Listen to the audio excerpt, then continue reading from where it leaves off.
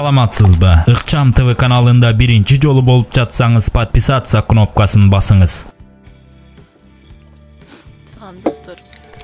Мен бир күн келип ушундай кайгылуу кабар менен сиздер менен бөлүшөм деп эч оюма келген эмес экен. Акыркы жолу кече түнү саат 14 чамасында үйдөн көргөм. Ошол бойдон жок. Кошуналардыкынан издедик, жок.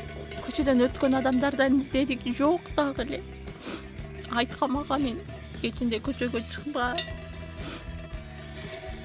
Милициялар кармап алып барып камап коет деген. Анын эң негизги белгилери өңү ак түстө, мондай гүлдөрү бар. Түнү жатаарда чечип койгон бойдон бирөөсүн таппай атам.